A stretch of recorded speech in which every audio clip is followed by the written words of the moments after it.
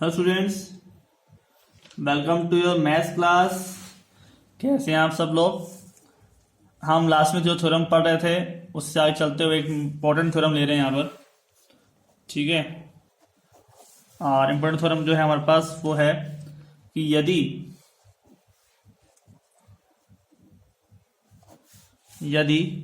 S व T किसी सदिश समष्टि V की परिमित विमीय उप समष्टियां हों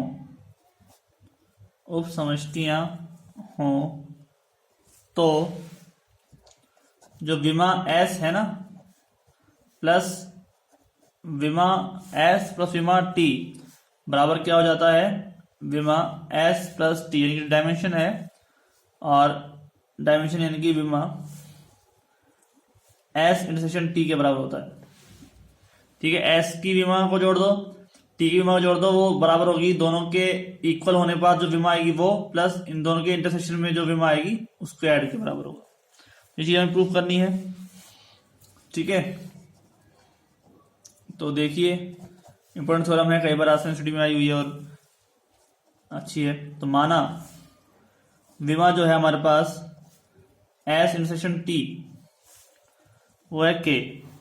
ठीक है, यह भी माना कि समुच्चय जो है हमारे पास W बराबर वो क्या है, गामा 1 गामा 2 और गामा K है। ठीक है, देन S इंटरसेक्शन T का आधार है। ठीक है, तब जो W है ना वो सबसेट होगा किसका, S का, और W किससे सबसेट होगा, T का, क्योंकि W छोटा अवयव है, छोटा समुच्चय। ठीक है, S का सबसेट होगा और T का भी। और क्योंकि हम जानते हैं कि जो W है ना, W एक घात स्वतंत्र है, लीनियर इंडिपेंडेंट है, तथा W सबसेट ऑफ S, इसलिए W को हम इस तरह विस्तृत करते हैं कि एक बात तो आपको पता चली गई है कि अगर ये आधार नहीं बनता है तो हम इसको विस्तृत कर सकते हैं, विस्तृत करते हैं कि आधार बन जाए। ठीक है, कि S का आधार हो जाए।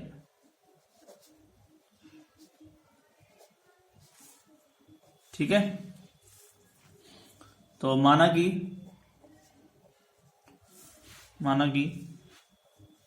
गामा 1 गामा 2 और गामा K अल्फा 1 अल्फा 2 और अल्फा M। ठीक है, S का क्या है, आधार है, S का क्या है, आधार है। तो विमा S बराबर क्या हो जाएगा, K प्लस M।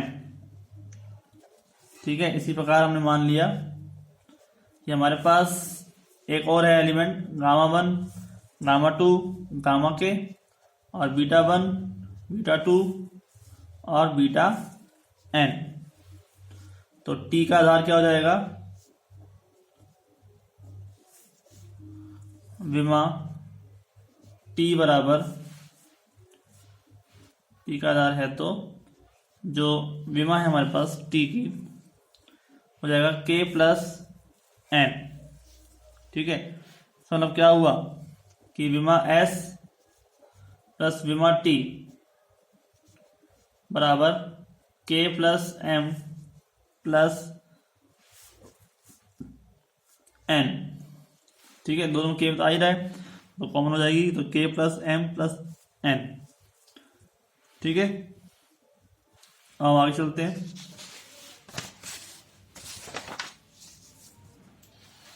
तो दोनों जो हमने विमा ली थी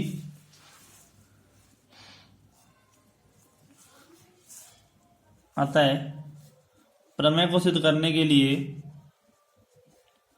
प्रमेय को सिद्ध करने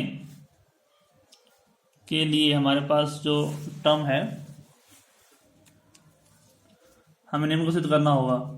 हमें निम्न को सिद्ध करना होगा।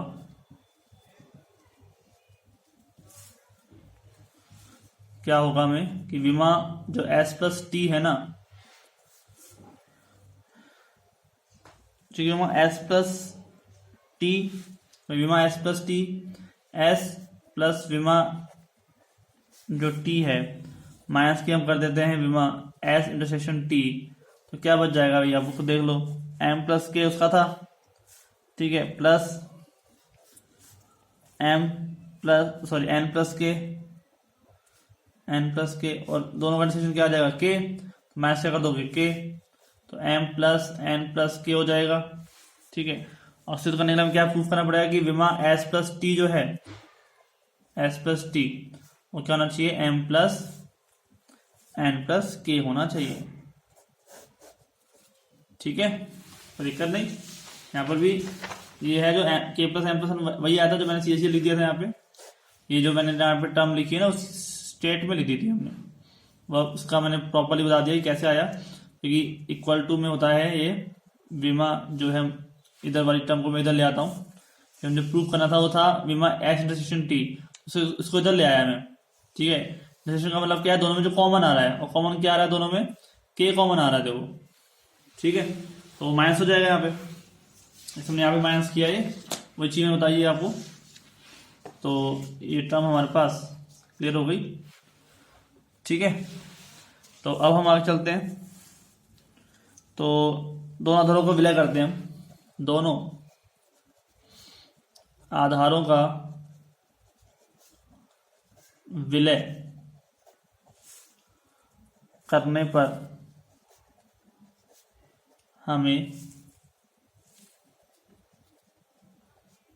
समुच्चय जो मिलेगा वो मिलेगा W1 बराबर gamma 1 gamma 2 gamma k α1 α2 alpha m β1 β2 और बीटा n। ठीक है, यह मिल जाएगा, ये प्राप्त हो जाएगा, दोनों को विलय कर देंगे। ठीक है, इसमें कितने एलिमेंट होंगे, k plus m plus n element होंगे। ठीक है, सदिश हैं।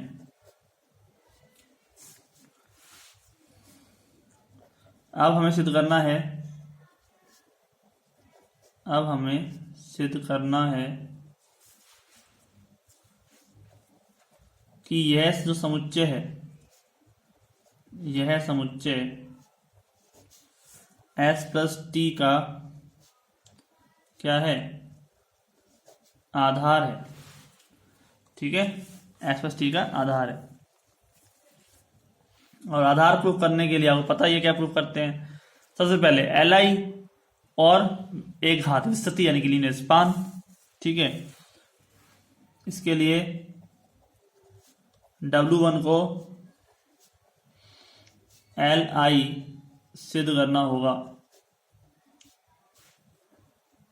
Li सिद्ध करना होगा। ठीक है, तो यदि हमारे पास C1 gamma 1 plus C2 gamma 2 plus CK gamma K plus A1 alpha 1 plus A2 alpha 2 plus AM alpha M plus B1 beta 1 plus B2 beta 2 plus Bn beta n बराबर 0। ठीक है, भाई एक स्थिति में लिख लिया, तो गामा 1 के आगे C1 लगा दिया, गामा 2 C2, ऐसे अल्फा 1 के आगे लगा दिया A1 A2, कुछ भी लगा दिया, ऐसे लगा दिया B1 B2। कैसे लिख लो, उधर फॉर्म लिखने की होती है, आपसे यहाँ पे A1 A2 लगा दो, B1 B2 लगा दो, या C1 C2 लगा दो। ठीक है, तो ऐसे क्या है, अल्फा के आगे हम हमेशा A लगाते थे, हमने यहाँ A लगाया, फिर अल्फा बीटा गामा लिखा जाता है ना, पहले अल्फा लिखा जाता है फिर बीटा फिर गामा, तो इससे ए बी और सी वाली टर्म लगाई हमने जिससे थोड़ा सा इजी रहे बोलने में भी और लिखने में भी। ठीक है, तो यहाँ क्या हो जाएगा समेशन ऑफ आई बराबर 1 to n, ठीक है, बीटा आई बी आई बराबर समेशन ऑफ आई बराबर 1 to n 1 to k C I gamma I minus summation of I बराबर 1 to m, और ये हो जाएगा अल्फा आई ए आई और अल्फा आई। ठीक है, ए आई और अल्फा आई, कोई दिक्कत नहीं। फिर बीटा वाली टर्म यहाँ पर हो गई, चाहे तो इसको इधर ले गए तो माइनस की हो गई। ठीक है, अब हमारे पास सी आई गामा आई को इधर ले आए तो माइनस का हो जाएगा, और ये टर्म जो है इसको मैं सॉल्व कर लेता हूँ। ठीक है, तो देखिए ज़रा ध्यान से। ठीक है, तो हो जाएगा माइनस समेशन ऑफ आई बराबर 1 to k और C I gamma I minus I equal to 1 to m A I और alpha I belongs to S. ठीक है, अब क्योंकि ये एस के आधार पर का संचय है, क्योंकि यह एस के आधार पर एक घात संचय है। ठीक है, आप यहाँ ध्यान से देखिए कि हमने यहाँ पे क्या किया है, सी आई गामा को इधर ले आए और जो बीटा आई है ना बी इंटू बीटा आई वो तो हमने हटा दिया, क्योंकि उसकी जो टर्म है वो आई बराबर 1 to n प्रॉपरली काम हो रही थी इसमें। यहाँ पर A I alpha I belongs to, ये प्रॉपरली क्या बन जाएगा, एस बन जाएगा। ठीक है, क्योंकि एस के आधार पर वो ए का संचय हो जाएगा, और जो बीटा आई वाली टर्म है उसको हम यहाँ ले लेते हैं अभी। वो क्या हो जाएगा, beta B 1 beta 1 plus B 2 beta 2 plus B N beta N बराबर I equal to 1 to n। ठीक है, तो B I beta I belongs to T, क्योंकि यह टी के आधार के अवयवों का एक घात संचय है, एक घात संचय है। ठीक है, तो देखो बीटा 1 बीटा 2 बीटा 3 जो है वो beta I B I beta I belongs to T हो जाएगा। ठीक है, टी के एक आधार के क्या होगा संचय है, और वो एस के, इसलिए वो बिलोंग्स टू क्या करेगा, एस। ठीक है, आप देख सकते हैं यहाँ पर, देखिए आप एस के आधार में क्या क्या आ रहा है, गामा 1 और अल्फा आ रहे हैं, और टी में आधार में कौन कौन आ रहा है, गामा और बीटा। ठीक है, तो जो बीटा टर्म है वो टी में आ गई, और गामा और अल्फा टर्म किस में आ गई, एस में। ठीक है, तो अब हमारे पास ये घात संचय के रूप में आ गया। अब एक जो समीकरण है उसको लेके चलते हैं, तो एक से स्पष्ट है कि इसका जो दाहिना पक्ष है, इसका दाहिना पक्ष यानी कि RHS समेशन आई बराबर 1 to n B I beta I belongs to S. ठीक है, समीकरण नंबर एक कौन सी आपके पास, देख लो आप। समीकरण नंबर जो एक है वो आपके पास ये है। ठीक है, मैं बताता हूँ, मैंने यहाँ पे लिखी थी ये समीकरण नंबर एक। ठीक है, इसके अंदर देखो आप, इसका जो राइट हैंड वाला जो है दाहिना पक्ष यानी कि इधर बी आई बीटा आई, इसको हम क्या लिख देंगे, B I beta I belongs to S लिख देंगे। ठीक है, तो मतलब क्या हुआ कि इसको हम क्या लिख सकते हैं, ये किससे बिलोंग करेगा, एस जो बी आई बीटा आई है ना, ये बिलोंग करेगा हमारे पास एस सेक्शन टी में से, दोनों में होगा। ठीक है, बिल्कुल अच्छी सही बात है। ये किस में होगा, दोनों में होगा। तो हमारे पास इसको एक संचय रूप में सिद्ध करें। ठीक है, इसलिए इसको एफ सेक्शन टी के अवयवों के एक घात संचय के रूप में, एक घात संचय के रूप में व्यक्त किया जा सकता है। ठीक है, तो इसका जो संबंध निकलेगा, अतः इसका संबंध निम्न प्रकार का होगा।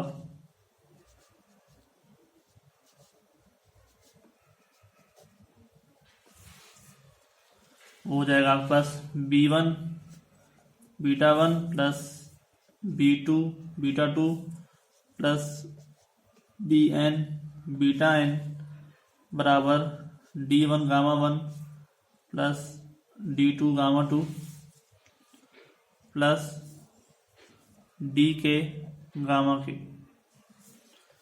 ठीक है, तो हमारे पास क्या हो जाएगा, ये B1 beta 1 plus B2 beta 2 plus BN beta n minus D1 gamma 1 minus D2 gamma 2 और माइनस D के गामा के बराबर में 0।